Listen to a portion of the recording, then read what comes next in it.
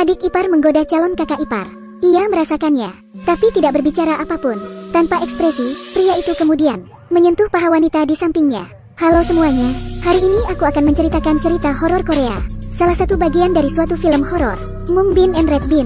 Setelah ayahnya meninggal, sang kakak bersama ibu tiri dan adik tirinya tinggal bersama. Tapi kebersamaan ketiganya hampir berakhir. Sang kakak akan segera menikah. Seorang pria yang lembut dan kaya, meskipun dia telah memiliki 6 istri dan telah berusia 60 tahun. Ia terlihat seperti 20 tahun, terawat dengan baik. Pada malam pernikahan, sang pria mengunjungi sang kakak. Di meja, ibu tiri memanggil adiknya, sang adik. Sang adik memakai pakaian persis seperti kakaknya. Masih ada perban di wajahnya, penuh motif tersembunyi kepada calon kakak ipar.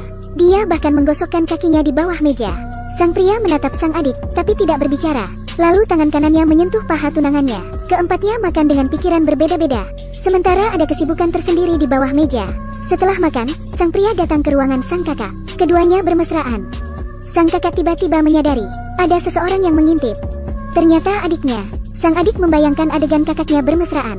Ia tidak tahan untuk mengintip. Kemudian sebuah jarum masuk ke lubang, hampir menusuk mata sang adik. Sang kakak memperingatkan adiknya, jika mengintip, maka matanya akan hilang satu. Lubang itu kemudian ditutup dengan tisu. Sang adik terburu-buru menyingkir. Ternyata ibu tiri dan sang adik sudah lama berencana.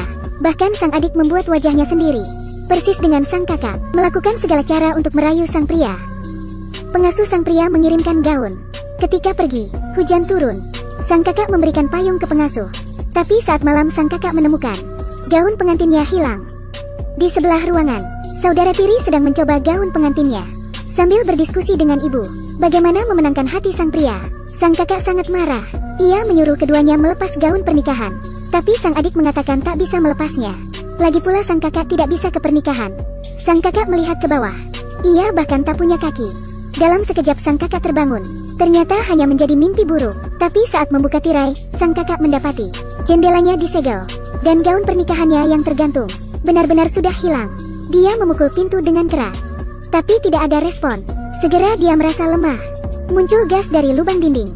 Sang kakak ingin menutupnya, tapi ia pingsan. Ibu tiri dengan sang adik, memakai gaun mahal itu, datang ke rumah sang pria. Sang pria membuka cadar dan mengetahui wanita di depannya bukan tunangannya, sang kakak. Ibu tiri bergegas menjelaskannya, berkata bahwa sang kakak melakukan sesuatu sehingga tidak datang ke pernikahan. Dan putri kecilnya, sang adik, lebih muda dan berisi dari sang kakak, seperti semangka ranum. Walaupun kulitnya keras, tapi saat dibelah, akan keluar daging merah. Setelah sang pria mendengarnya, ia mendekat ke sang adik dan mendengus. Ia tidak menolaknya. Sang pria membawa sang adik ke ruang operasinya. Sedetik yang lalu, sang adik masih terbuai perlakuan lembut sang pria. Selanjutnya sang pria telah mengaturnya. Sebuah benda asing ditusukkan ke leher. Sang adik berbaring di meja. Ia baru sadar, tubuhnya tidak bisa bergerak. Sang pria membawa pisau bedah, memotong daging sang adik. Aku mendapatkan apa yang kuinginkan, aku mencicipinya. Rasa semangka ranum. Lalu dia menekan remote. Peralatan di belakangnya tiba-tiba jatuh. Di sisi lain, sang kakak menemukan dirinya di sebuah pondok. Pengasuh sang pria menyelamatkannya. Pengasuh awalnya hendak memberikan cincin kawin. Tidak sengaja menemukan sang kakak yang diracuni gas, kata pengasuhnya sambil mengambil cincin kawin. Dia juga mengembalikan payung sang kakak. Ia berbalik dan melemparkan cincin ke tempat sampah. Sang kakak sangat marah. Dia menanyai pengasuh, apa ia tahu di mana keluarganya, dan pergi ke tempat sampah mengambil cincin. Pakailah dengan tanganmu sendiri. Datanglah ke rumah sang pria. Dia mengenakan cadar, meraba-raba untuk menemukan pintu kamar rahasia. Sang kakak mendengar suara, membuka pintu ruang operasi. Peralatan yang tergantung di atap meneteskan darah. Sang pria berdiri di depan meja operasi, membedah adiknya. Sang kakak jatuh ketakutan. Sang pria mendengar sesuatu. Ia mengambil gunting dan mengejar. Sang kakak bersembunyi dalam sebuah ruangan. Dia menemukan ruangan itu penuh dengan gaun pengantin. Dan yang di tengah adalah gaun pengantinnya sendiri. Lalu gaun pengantin itu mulai terengah-engah. Semakin lama semakin intens. Sang kakak tiba-tiba bangun. Dia menemukan dirinya di rumah dan memakai cincin kawin di tangan. Ibu tiri menjelaskan kepada sang kakak, itu yang dimaksud sang pria kemarin. Berharap sang kakak tidak salah paham. Sang kakak tidak menjawab. Tapi kemudian ia berpakaian seperti sang adik. Melihat ibu tiri makan hidangan dari sang pria, menunjukkan senyum yang aneh. Dengan alat makan antik, sang pria berada di bawah sinar matahari, menikmati hidangan dengan santai.